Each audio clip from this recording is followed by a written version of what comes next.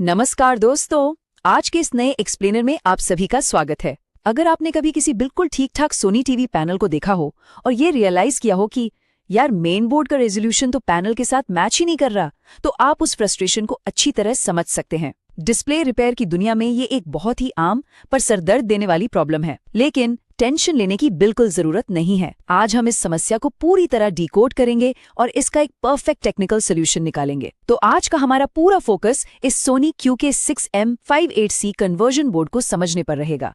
अब इस resolution mismatch वाली प्रॉब्लम को ठीक करने के लिए हमारे पास जो अल्टीमेट हार्डवेयर सोल्यूशन है वो यही है। ये QK6M58C कन्वर्जन बोर्ड किसी सुपरहीरो वेपन से कम नहीं है। जब रेजोल्यूशन के बीच इतना बड़ा गैप होता है ना, तो ये बोर्ड उस गैप को भरने के लिए एकदम परफेक्ट ब्रिज की तरह काम करता है। चलिए अंदर चलते और देखते हैं कि इस छोटे से हार्डवेयर में आखिर क्या क्या सुपर पावर्स छुपी है। तो आज के इस एक्सप्लेनर के 5 मेन सेक्शंस होंगे। पहला, QK6M58C बोर्ड से एक छोटा सा इंट्रोडक्शन। दूसरा, 2K से 4K अपस्किलिंग कैसे होती है। तीसरा, इसकी स्ट्रिक्ट 12 वोल्ट पावर लिमिट। चौथा, वैसा और जेडा स्विचिंग का कॉन्सेप्ट। और आखिर में 5वां, सबसे जरूरी बोर्ड पिन आउट गाइड। तो शुरू करते हैं सेक्शन 1 से QK658C बोर्ड के साथ हमारा औपचारिक परिचय। देखिए, मिसमैच्ड पैनल रेजोल्यूशन सच में एक बहुत बड़ी रुकावट बन सकती है। मान लीजिए सामने एक शानदार 4K डिस्प्ले रखा है, लेकिन जो सिग्नल सोर्स है वो सिर्फ 2K आउटपुट दे रहा है। ऐसे में उन दोनों को डायरेक्ट प्लग करके किसी चमत्कार की उम्मीद तो नहीं की जा सकती, राइट? ऐसे वक्त में हमें एक ट्रांसलेटर या कहें एक ब्रिज की सख्त जरूरत पड़ती है, और यही एंट्री होती है इस सोनी QK6M58C बोर्ड की। लेकिन आगे बढ़ने से पहले एक बेसिक टेक्निकल टर्म क्लियर कर लेना चाहिए। LVDS यानी low voltage differential signalling. Physical connections को समझने से पहले हर डिस्प्ले इंजीनियर को इस टर्म का आइडिया होना चाहिए, क्योंकि आखिर में यही वो जरिया है जिससे डेटा इस बोर्ड तक पहुंचता है। अब इस कॉम्पैक्ट से ग्रीन फाइबरग्लास बोर्ड पर जरा ध्यान दीजिए। ये अपने आप में कितना हाईली एफिशिएंट है। इसके बिल्कुल बीचों बीच एक सेंट्रल हीट सिंक दिया गया है, जिसे आप क्लियरली देख सकते हैं, और उसके आसपास के सरफेस माउंटेड कंपोनेंट्स कितनी प्रिसिजन के साथ सेट किए गए हैं। इस बोर्ड की लेबलिंग इतनी क्लियर है कि हर एक पेन और जंपर का काम बिना किसी कंफ्यूजन के समझ आ जाता है। तो ये मत सोचिए कि ये सिर्फ एक आम फाइबरग्लास का टुकड़ा है। ये एक बहुत ही हाईली स्पेशलाइज्ड कन्वर्जन टूल है। अब आते हैं सेक्शन 2 पर, 2K से 4K अपस्केलिंग का पूरा प्रोसेस। असल में यही इस हार्डवेयर की सबसे बड़ी सुपर पावर है, सिग्नल्स की अपस्केलिंग और कन्वर्जन। आखिर इस बोर्ड को बनाए जाने का मेन पर्पस भी तो यही था। इस पूरे प्रोसेस को हम 3 आसान स्टेप्स में समझ सकते हैं। पहला स्टेप, एक standard 2K LVDS signal main board से निकलकर इस कन्वर्जन बोर्ड में एंटर करता है। दूसरा स्टेप, उस सेंट्रल हीट सिंक के ठीक नीचे छुपा ऑन बोर्ड प्रोसेसर अपनी मेहनत शुरू करता है और इस सिग्नल को अपस्केल करता है। और तीसरा आखिरी स्टेप, ये बोर्ड एक बिल्कुल crisp ready to go 4K UHD signal बाहर निकाल देता है। ये लिटरली वैसा ही है जैसे कोई 2K की भाषा सुनकर उसे पूरी फ्लुएंसी के साथ 4K में ट्रांसलेट कर रहा हो। बोर्ड के टॉप राइट कॉर्नर की तरफ देखिए। सोनी ने इस पूरे वर्कफ्लो को बोर्ड पर ही कितने शानदार तरीके से लेआउट किया है। यहाँ बोल्ड लेटर्स में 2K LVDS इन लिखा है, जो सीधे इनपुट की तरफ इशारा करता है, और उसके ठीक नीचे 4K UHD आउट का लेबल है। ये जोन्स क्लियरली बताते हैं कि 2K सिग्नल कहाँ से आएगा, कहाँ मैजिक होगा और कहाँ से एक प्रिस्टीन 4K सिग्नल बाहर आएगा। बहुत ही सिंपल और सॉर्टेड। चलिए आगे बढ़ते हैं सेक्शन 3 की तरफ, एक बहुत ही स्ट्रिक्ट 12V लिमिट का रूल। यहाँ सबको थोड़ा एक्स्ट्रा अलर्ट होने की जरूरत है, क्योंकि यही वो जगह है जहाँ अक्सर गलतियां होती हैं। यहाँ तक कि एक्सपीरियंस्ड प्रोज भी जल्दबाजी में आकर गड़बड़ी कर बैठते हैं। इस बोर्ड का काम करना एक एब्सोल्यूट स्ट्रिक्ट 12V लिमिट पर निर्भर करता है, और ये रूल नॉन नेगोशिएबल है। अगर पावर लाइंस में थोड़ी सी भी गड़बड़ी हुई और इस बोर्ड को 12 वोल्ट से थोड़ा सा भी ज्यादा वोल्टेज मिल गया, तो ये तुरंत फ्राई हो जाएगा, लिटरली पूरी तरह जल जाएगा। यहाँ कोई वार्निंग बीप्स नहीं बजेंगी, कोई दूसरा चांस नहीं मिलेगा, बोर्ड सीधे कचरा बन जाएगा। इसलिए पावर कनेक्ट करने से पहले वोल्टेज वेरीफाई करना सबसे जरूरी कदम है। सोनी को भी शायद अंदाजा था कि ऐसी गलतियां हो सकती हैं। बॉटम लेफ्ट कॉर्नर को ध्यान से देखिए।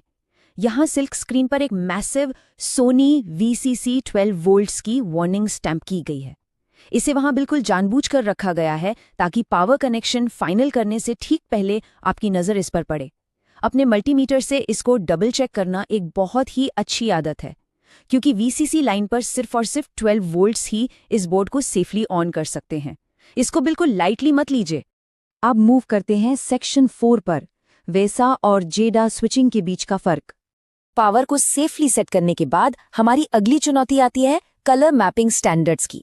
यहाँ हम वेसा और जेड ऐसे फॉर्मेट्स का डिफरेंस समझेंगे। देखिए, इन्हें समझने का सबसे आसान तरीका यह है कि आप इन्हें रीजनल डायलेक्ट्स यानी अलग अलग बोलियों की तरह सोचिए। ये दोनों फॉर्मेट्स असल में एलवीडीएस सिग्नल के अंदर कलर डेटा को पैक करने के दो अलग अलग तरीके हैं। भाषा वही है, पर बात करने का ढंग अलग है। सिर्फ रेजोल्यूशन मैच करना ही काफी नहीं होता। अगर हम टारगेट पैनल की बोली यानी डायलेक्ट मैच नहीं करेंगे तो स्क्रीन पर सिर्फ अजीब से खराब और डिस्टॉर्टेड कलर्स ही नजर आएंगे। अच्छी बात यह है कि ये बोर्ड दोनों डायलेक्ट्स को सपोर्ट करता है, बस हमें इसे प्रॉपर्ली सेट करना पड़ता है कि कौन सा यूज करना है। ये छोटी सी टेबल इस हार्डवेयर स्विच के लिए एक बहुत काम की चीट शीट है। अगर आपका पैनल वेसा मैपिंग मांगता है तो आपको RS6 जंपर पिन यूज करनी होगी, और अगर वो जेडा फॉर्मेट समझता है तो आप RS5 पिन का इस्तेमाल करेंगे। ये देखने में बस एक छोटा सा हार्डवेयर स्विच लगता है, पर परफेक्ट पिक्चर क्वालिटी के लिए ये एब्सोल्युटली वाइटल है। बोर्ड के फिजिकल लेआउट पर वापस चलते हैं। लेफ्ट साइड में अनपावर इनपुट्स के ठीक ऊपर VSAS और JADDS के लेबल्स काफी प्रोमिनेंट तरीके से प्रिंट किए गए हैं, और इसके साथ ही बॉटम राइट कॉर्नर पर वही हैंडी रेफरेंस टेबल भी प्रिंटेड है जिसमें RS5 और RS6 का पूरा हिसाब किताब दिया गया है। तो बेसिकली बस डेटा शीट देखनी है और उसके हिसाब से अपने हार्डवेयर को कॉन्फ़िगर करना है। काफी सिंपल है ना? और अब हमारे आखिरी और सबसे इम्पॉर्टेंट हिस्से पर आते हैं, section 5, essential board pin out guide.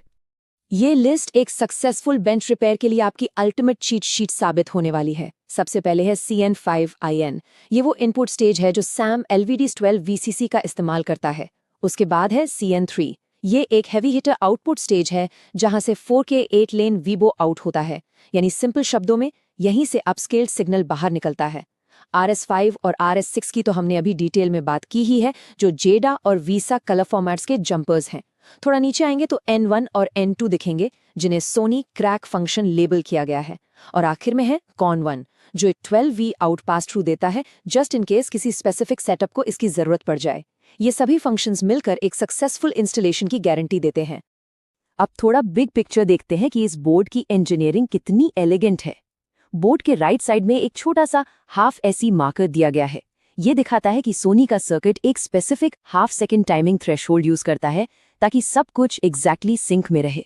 Imagine कीजिए, पहले सेफ 12V पावर आती है, फिर 2K सिग्नल एंटर करता है, बोर्ड कलर मैपिंग चेक करता है, परफेक्ट टाइमिंग के साथ पूरे डेटा को प्रोसेस करता है, और फाइनली एक ग्लोरियस 4K सिग्नल आउटपुट करता है। ये सारे इनपुट्स और जंपर्स एकदम परफेक्ट हार्मनी में काम करते हैं। कमाल की इंजीनियरिंग है। तो इस पूरे डीप डाइव के बाद एक सवाल आप सबके लिए, क्या अब हम उस अगले मिसमैच्ड सोनी टीवी पैनल को परफेक्टली अपग्रेड करने के लिए पूरी तरह तैयार हैं? I am sure answer yes he होगा।